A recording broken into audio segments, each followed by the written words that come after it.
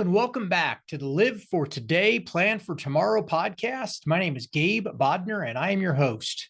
Today, we're going to be talking a little bit about the differences of a full borrower with a reverse mortgage compared to a non-borrowing spouse.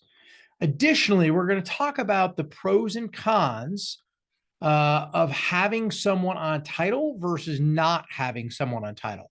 These questions come up a lot, especially in cases of second marriages or third marriages, or maybe even fourth marriages. But the idea of if you own a home from a first marriage and you're going into a new marriage with a asset or home that you own, the questions tend to arise with reverse mortgages is what should I do as far as adding my new spouse to the reverse mortgage and or adding my new spouse to the title of the property?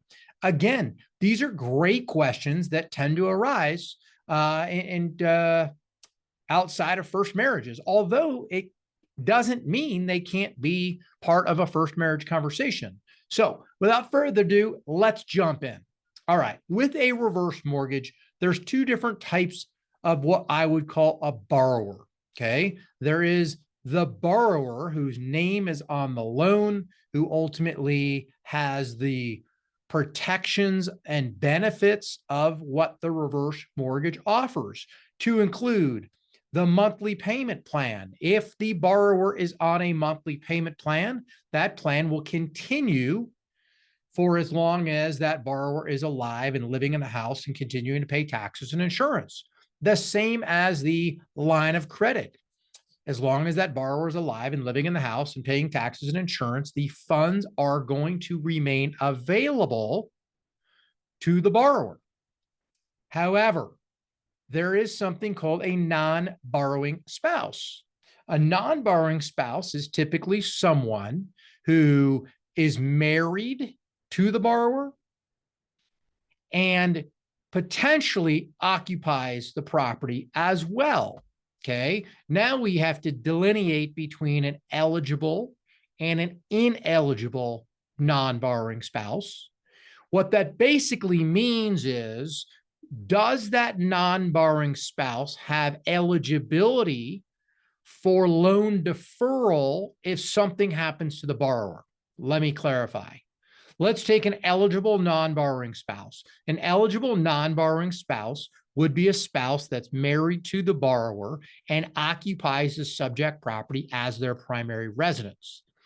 That means that we identify this spouse as a non-borrowing spouse if they are not on the loan itself, okay?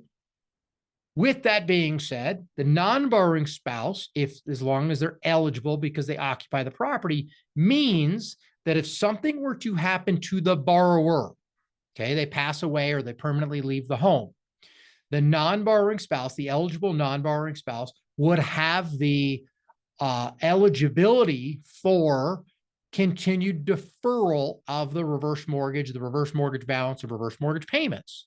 Okay, which is a huge benefit and a huge protection that did not exist prior to 2014, if I'm not mistaken. That rule changed, that protection changed again in 2014 to provide that ongoing deferral to non-borrowing spouses. Okay, however, again, non-borrowing spouses do not have access to the monthly payment plan or the line of credit if something happened to the borrower where they're no longer occupying the home or they're no longer alive. All right. So huge distinction there in regards to, yes, they can continue to live in the property. Yes, they can continue to defer payments and the balance, but they do not get access to the benefits of the reverse mortgage, such as ongoing payments and or access to the line of credit. An ineligible non-borrowing spouse would be a spouse that doesn't occupy the home, the subject property. Okay, those are situations that involve an ineligible non-borrowing spouse.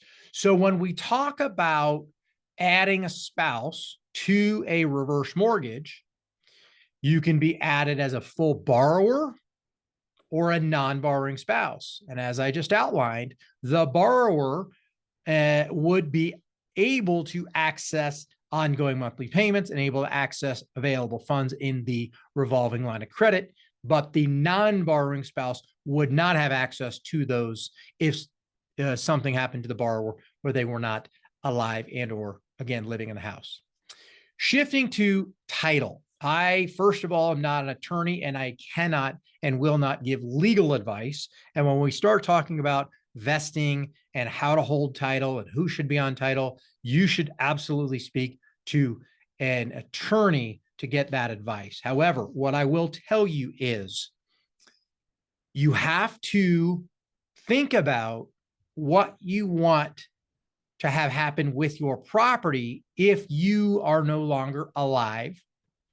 Do you want your property to be passed on to your spouse as part of your estate plan? Or do you want your property to be passed on to your children or charity or nieces and nephews, whatever it is? Who do you want your home to be passed on to if something were to happen to you as the borrower? Okay. So that's the important question in my mind of who you add to the title, if you add a spouse or not. And is it beneficial to possibly create a living trust that then you hold the title of your home in the name of a revocable living trust, where the trust actually owns the home, has title to the home, but you as the borrower are the trustee of the trust and the beneficiary of the trust. However, you get to identify if something were to happen to you. You can identify the successor trustee and the successor beneficiary. So that sometimes can be a great way to avoid probate and to then outline, if you will, what happens to your property if something happens to you. But just simply adding someone to the title of your home does require advice from an attorney, because it has to do with what happens to your home when you're no longer here and who gets that. And once again, if you want that passed down to your children or your new spouse. I hope that answers some questions for you regarding borrowers versus non-borrowing spouses and the rights that borrowers have versus non-borrowing spouses, and how you might want to handle adding somebody to title in the future. Thank you so much for listening. If we can assist you in any way, accessing your home equity, creating a better retirement, of course, you can give us a call at any time, 720-600-4870. Thanks so much, and make it a great day.